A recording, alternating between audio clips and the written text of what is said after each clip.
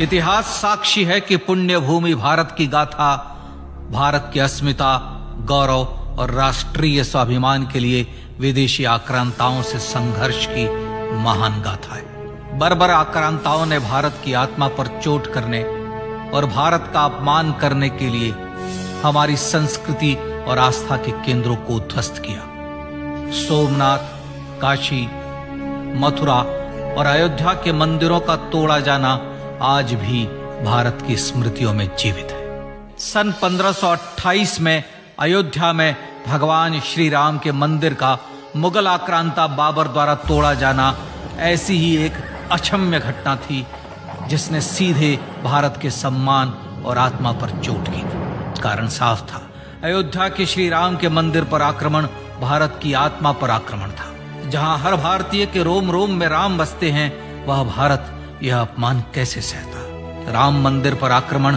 भारत को आहत कर गया था। विदेशी हमलावर अपनी बर्बरता दिखाते गए और भारत अपने आत्मगौरव को फिर से पाने के लिए संघर्ष करता रहा। भारत रामलला के जन्म स्थान पर बाबर के नाम पर बने एक ढांचे को देखता और उसे हटाने का संकल्प लेकर शक्ति संजोया करता। हिंदू समाज आत्मसम्मान के रण में डटा रहा और लगातार हमलावरों द्वारा बनाए गए बाबरी ढांचे को हटाने के लिए लड़ता रहा। सरयू कई बार रक्त से लाल हुई।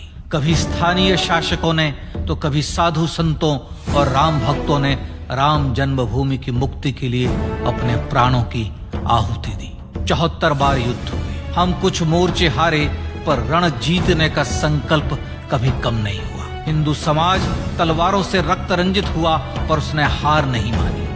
उसका संकल्प अजेय था। 15 अगस्त 1947 को देश की आजादी के साथ सैकड़ों सालों से चले आ रहे इस संघर्ष में नई ऊर्जा और एक नया मोड़ आया। अचानक 23 दिसंबर 1949 को बाबरी ढांचे में श्री राम लला प्रकट हुए। हजारों राम भक्त दर्शन के लिए उमड़ पड़े। तत्कालीन प्रधानमंत्री पंडित जवाहरलाल नेहरू ने उत्तर प्रदेश सरकार को श्री राम लला को विवादित ढांचे से हटाने का आदेश दिया। उत्तर प्रदेश सरकार ने अयोध्या के कलेक्टर को यह काम दिया और यह निर्देश भी कि जरूरत पड़ने पर वे बल का प्रयोग भी करें। अयोध्या के कलेक्टर ने सरकार को उत्तर दिया कि यह नरसंहार के बिना संभव नहीं है, और फिर भी वह ऐसा चाहती है तो किसी दूसरे कलेक्टर से यह काम करवा ले। परिणाम स्वरूप रामलला की मूर्ति वहीं विराजमान रही। विवादित ढांचे को बंद कर दिया गया। केवल पुजारी को सेवा अर्चना के लिए भीतर जाने की अनुमति थी। फिर भी राम भक्त विवादित ढांचे के बाहर से प्रभु श्री राम की आराधना करते रहे। भारत के हिंदू समाज के लिए चुनौतियां और बढ़ गई। मामला अदालत में गया। विपक्षी दलों द्वारा अदालत में भगवान श्री राम के अस्तित्व पर सवाल उठाए गए। उनके अयोध्या में ही जन्म लेने का प्रमाण मांगा गया। भारत का जनमानस अब आहत हो उठा था।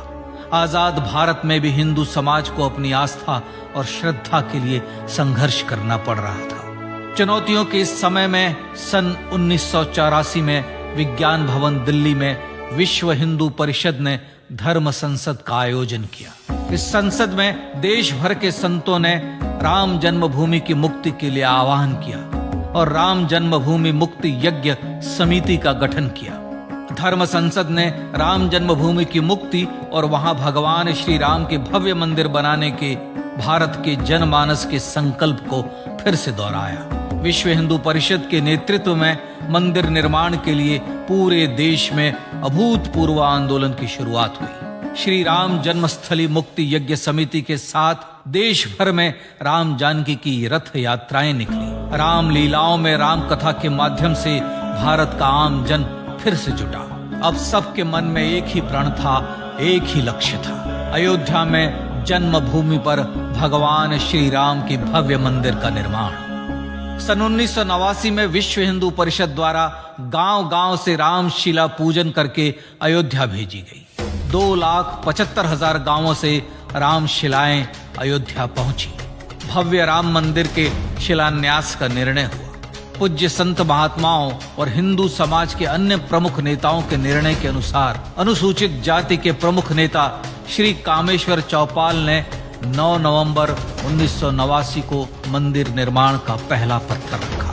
राम जन्मभूमि पर मंदिर निर्माण के लक्ष्य की पूर्ति के लिए सन 1990 में सोमनाथ से अयोध्या के लिए श्री लाल कृष्ण आडवाणी ने रथ यात्रा की शुरुआत की। देश में जन भावनाओं का ज्वार उमड़ने लगा। श्री लाल कृष्ण आडवाणी के रथ यात्रा के साथ साथ मंदिर के लिए जन समर्थन बढ़ने लगा और छद्म सेकुलरवाद बेनकाब होने लगा। इस जन आंदोलन को रोकने की तमाम कोशिशें हुई पर सब व्यर्थ हुई। विश्व हिंदू परिषद ने देशवासियों से अयोध्या में जन्मभूमि पर मंदिर निर्माण के लिए 30 अक्टूबर और 1 नवंबर 1990 को कार सेवा का आह्वान किया। परिणाम स्वरूप लाखों राम भक्त कार सेवा के लिए देश के कोने कोने से अयोध्या आए। इससे देश की एकात्मता का विराट दर्शन हुआ। कार सेवकों को रोकने के लिए उत्तर प्रदेश के तत्कालीन मुख्यमंत्री श्री मुलायम सिंह यादव ने अयोध्या में परिंदे को भी पर न मारने देने की घोषणा की। स्थितियां गंभीर हो गई। अयोध्या से 100 200 किलोमीटर दूर रेलगाड़ियां रोक दी गई।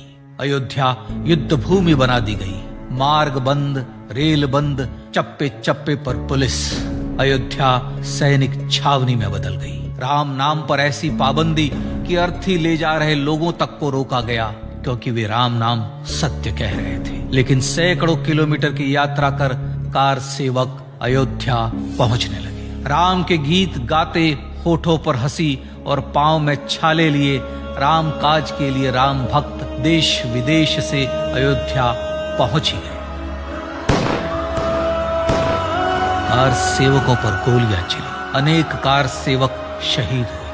आजाद भारत में जन्मभूमि पर राम मंदिर के लिए कार सेवकों ने फिर एक बार अपना बलिदान दिया, पर कार सेवकों ने विवादित ढांचे पर भगवा फहरा ही दिया और इस तरह कार सेवा सफल हुई। श्री राम जन्मभूमि आंदोलन ने भारत की सुप्त आत्मा को झकझोर कर जगा दिया था। विश्व हिंदू परिषद ने फिर एक बार 6 दिसंबर 1992 को कार सेवा का आह्वान किया। राम भक्तों को कार सेवा करने देने के लिए अदालत में प्रार्थना की गई, पर अदालत ने कोई निर्णय नहीं दिया। परिणाम स्वरूप बौद्ध, जैन, सिख, स्वामीनारायण संप्रदाय, गायत्री परिवार, हर पंथ मत विचार के हिंदू एकत्र हो गए। छूत अछूत का भेद मिटा, जाति की पहचान मिटी। हम सब हिंदू, हम सब सिंधु बन गए। राम सिंधु में ज्वार उठा और देखते ही देखते 6 दिसंबर 1992 को श्री राम जन्मभूमि से बाबरी ढांचा सदा के लिए हट गया।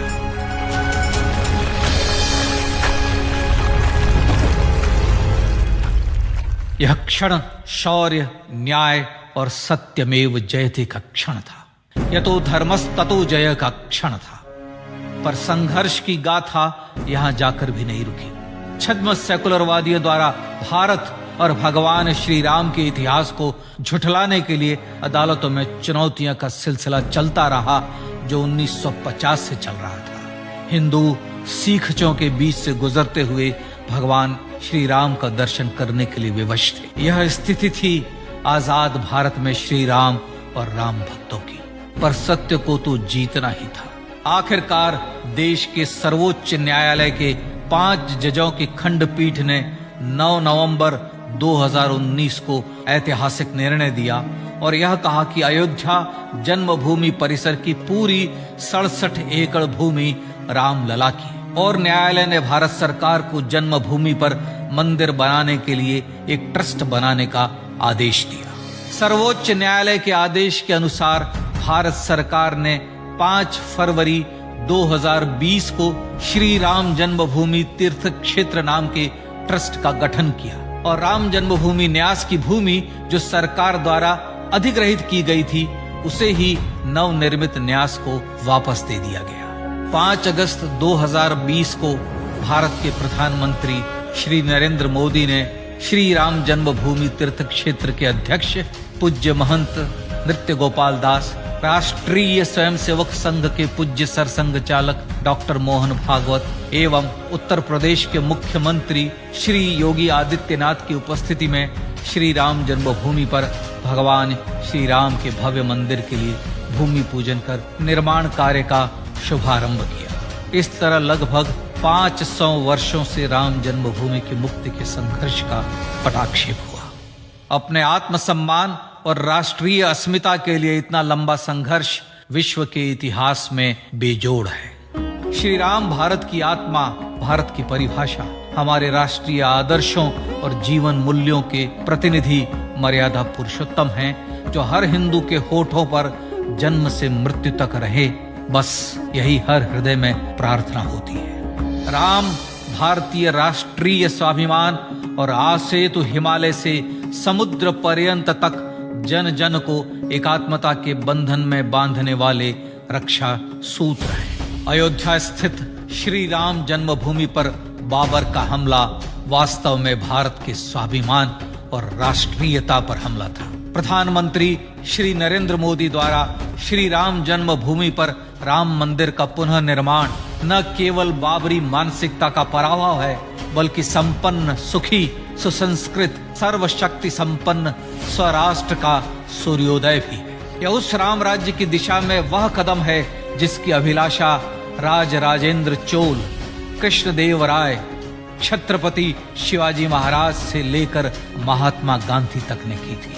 अयोध्या में जन्मभूमि पर भगवान श्री राम का मंदिर न सिर्फ राष्ट्रीय गौरव होगा, बल्कि वह श्री राम के आदर्शों का राष्ट्र मंदिर होगा।